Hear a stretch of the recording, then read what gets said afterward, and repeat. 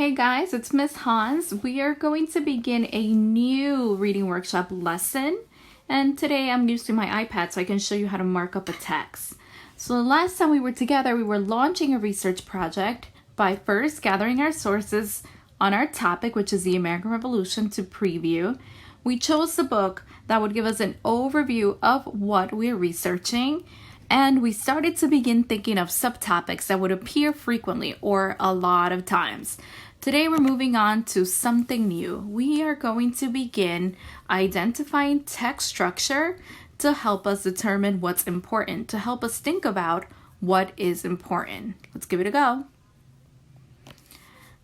As you guys might remember, we already did some work around text structures when we were reading about the weather. We were doing these great research projects, and here is just a quick reminder of the main text structures that you see in text.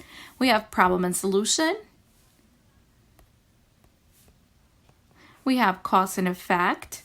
We have chronological, which shows how events happen in order, compare and contrast, and claim and reasons. When we are reading a historical text, usually the text would be organized in problem and solution, cause and effect, or chronological, but all the other ones could appear. Our teaching point for today is that researchers hold on to important information by first thinking, how is this text organized or structured? And by asking, how can I organize my notes using the text structure to help me? And text structure is the way that an author chooses to organize the information. We already learned this, and today will just be a quick lesson to review. So what are we trying to achieve today? We're trying to identify a text structure to help us determine what is important, to help us find what is important. Okay, let's give it a go. We're going to try this work with the text that you guys had for this morning's close reading for read aloud. So we had Tea Troubles, the Boston Tea Party. So remember that I'm going to think about how I'm going to hold on to important information by first thinking, how is the text organized? And by using that to help me keep notes about what I'm reading. Okay, let's try it.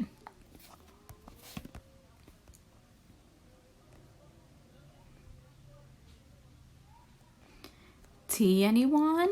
Okay, I'm going to start reading here. The anger was directed at the government of Great Britain, which in May of 1773 had passed the Tea Act, a law that almost guaranteed that the American colonists would buy tea from the East India Company. So the Tea Act is guaranteeing that the Americans are going to have to buy tea from the East India Company. Why? The Tea Act imposed no new taxes on the colonies, but the law lowered the price on tea sold by the East India Company so much that it was way below the price charged by other tea companies. The Tea Act granted the British East India Company tea an unfair monopoly on tea sales in the American colonies. Most American tea sellers would be put out of business. They're going to be put out of business. This sounds like a problem to me, so I'm just going to label problem. So now I'm thinking, could this text be organized in a problem and solution text structure? Let's see, problem and solution. To tell about a problem and show a solution. Or I only see a problem, I don't really see a solution. So I'm going to keep reading, see if I find any other clues. From anger to action. So the colonists were angry. They wanted to do something else to let the British know about the unhappiness that the Tea Act was causing. Oh, now I see that we're talking about causing unhappiness, and the colonists wanted to do something else. Okay. Some people wanted to keep things non-violent. Others wanted bloodshed. The result, now we're talking about results here, was somewhere in the middle. A group of colonists determined to make things change was the Sons of Liberty, led by such impassioned patriots as Samuel. Okay, and then we're going to skip over to a different part of the text down here. Let's see. On a chilly night of December 16 of 1773, over 8,000 people gather at the Old South Church in Boston. Wow, that is a really large amount of people. They came to hear fiery Sam Adams speak. He dared the crowd to take action. He's telling the crowd, you guys need to take action. Later that evening, a large group of Sons of Liberty, disguised as Mohawk Indians, stormed aboard those 3 unsuspecting British ships and dumped 342 crates full of tea overboard. So I'm underlining that because it's very specifically telling me what happened. These crates happened to be jammed full of tea, and so the companies that made that tea lost a lot of money that night.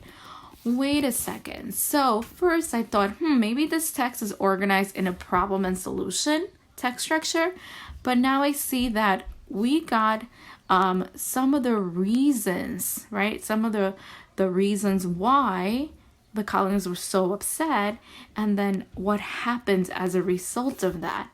We see such keywords such as causing, and the result was. So here is a cause over here, and then we have the effect. People were upset. They wanted to make changes. Okay, so we have our cause and effect. So a better text structure now, I'm thinking, would be cause and effect.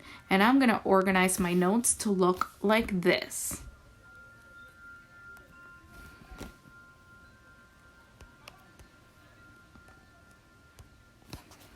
Okay, children, so just to remind you of what I did today. Today, I was thinking about how as researchers, we need to hold on to important information. It is impossible to remember every single detail that we're reading. So in order to hold on to important information, we want to use text structure to help us organize our notes, to help us understand what we're reading. Our academic vocabulary was text structure, and we were working on identifying text structure to hold on to what's important. Today, you guys are going to continue reading your American Revolution book, or you're going to choose a new book to read. And as you're reading, I want you to begin keeping notes of important information. Remember to use text structure to help you. So the same thing we did in our lesson today, we used text structure to help us understand the text. And then I want you guys to share a picture of the notes that you're keeping. Off you go.